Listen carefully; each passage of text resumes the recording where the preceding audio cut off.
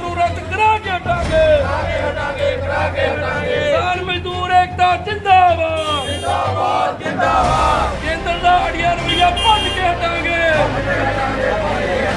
ਕੇਂਦਰ ਸਰਕਾਰ ਮੁਰਦਾਬਾਦ ਕਿਸਾਨ ਮਜ਼ਦੂਰ ਏਕਤਾ ਜਿੰਦਾਬਾਦ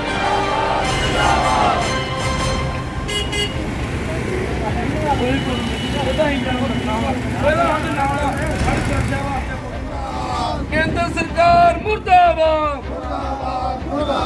ਕਾਲੇ ਕਾਨੂੰਨ ਵਾਪਸ ਲਓ ਕਾਲੇ ਕਾਨੂੰਨ ਵਾਪਸ ਲਓ ਜੀ। ਅੱਜ ਜੇ ਅਸੀਂ ਗੱਲ ਕਰੀਏ ਪਹਿਲਾਂ ਸਾਰਿਆਂ ਨੂੰ ਵਾਹਿਗੁਰੂ ਜੀ ਕਾ ਖਾਲਸਾ ਸ੍ਰੀ ਵਾਹਿਗੁਰੂ ਜੀ ਕੀ ਫਤਿਹ। ਸਾਡਾ ਜਿਹੜਾ ਮਕਸਦ ਆ ਅੱਜ ਅਸੀਂ ਪਾਰਟੀ ਵਾਈਜ਼ ਤੋਂ ਉੱਠ ਕੇ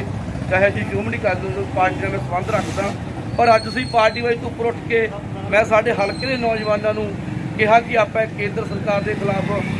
ਜੋਸ਼ ਭਰਿਆ ਥੋੜ੍ਹਾ ਰੈਲੀ ਵੀ ਕਰਨੀ ਆ। ਔਰ ਦੂਜੀ ਗੱਲ ਜਿਹੜਾ ਸਾਡੀ 26 ਤਰੀਕ ਨੂੰ ਜਿਹੜਾ ਸਾਡਾ ਦਿੱਲੀ ਦੇ ਵਿੱਚ ਸਾਡੇ ਕਿਸਾਨ ਭਰਾ ਉੱਤੇ ਬੈਠੇ ਨੇ ਜਿਨ੍ਹਾਂ ਨੇ ਕਿਹਾ ਵੀ ਟਰੈਕਟਰ ਰੈਲੀ ਕੱਢਣੀ ਆ ਤਾਂ ਮੈਂ ਪੂਰੇ ਪੰਜਾਬ ਦੇ ਵਿੱਚ ਵਸਦੇ ਨੌਜਵਾਨ ਵੀਰਾਂ ਨੂੰ ਸਾਡੇ ਮਹਿਕਮਾ ਇਲਾਕੇ ਨੂੰ ਵੀਰਾਂ ਨੂੰ ਬੇਨਤੀ ਕਰਾਂਗਾ ਕਿ ਆਪਾਂ ਵੱਡੀ ਗਿਣਤੀ ਦੇ ਵਿੱਚ ਆਪਾਂ ਇੱਥੋਂ ਟਰੈਕਟਰ ਟਰਾਲੀਆਂ ਲੈ ਕੇ ਉੱਥੇ ਪਹੁੰਚਣਾ ਵਾ ਦਿੱਲੀ ਦੇ ਵਿੱਚ ਤਾਂ ਕਿ ਜਿਹੜੇ ਸਾਡੇ ਉੱਥੇ ਕਿਸਾਨ ਆਗੂ ਬੈਠੇ ਨੇ ਜਿਨ੍ਹਾਂ ਨੇ ਕਿ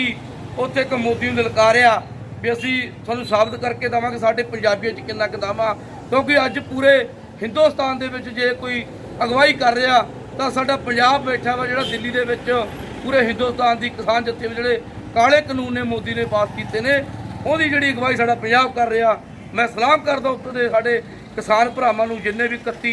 ਜਥੇਬੰਦੀਆਂ ਨੇ ਜਿਹੜੀ ਸਾਡੇ ਪੰਜਾਬ ਦੀ ਲੜਾਈ ਲੜ ਰਹੇ ਆ ਅਸੀਂ ਉਹਨਾਂ ਦੀ ਪੈਠੀ ਲੱਗਣ ਦੇਵਾਂਗੇ। ਅਸੀਂ ਕਿਸਾਨਾਂ ਦੀ ਹਰ ਗੱਲ ਮੰਨਣ ਨੂੰ ਤਿਆਰ ਹਾਂ। ਅਸੀਂ 26 ਤਰੀਕ ਨੂੰ ਮੈਂ ਬੇਨਤੀ ਕਰਨਾ ਚਾਹੁੰਦਾ ਨੌਜਵਾਨ ਵੀਰਾਂ ਨੂੰ ਸਾਡੇ ਇਲਾਕੇ ਦੇ ਬਜ਼ੁਰਗਾਂ ਨੂੰ ਮਾਤਾਵਾਂ ਨੂੰ ਕਿ ਵੱਡੀ ਗਿਣਤੀ ਦੇ ਵਿੱਚ ਜਿਹੜਾ ਆਪਾਂ ਟਰੈਕਟਰ ਟਰਾਲੀਆਂ ਲੈ ਕੇ 26 ਤਰੀਕ ਨੂੰ ਆਪਾਂ ਦਿੱਲੀ ਦੀਆਂ ਜੜ੍ਹਾਂ ਹਿਲਾ ਦਈਏ ਔਰ ਮੋਦੀ ਨੂੰ ਅਸਤੀਫਾ ਦੇਣ ਤੇ ਮਜਬੂਰ ਕਰ ਦਈਏ।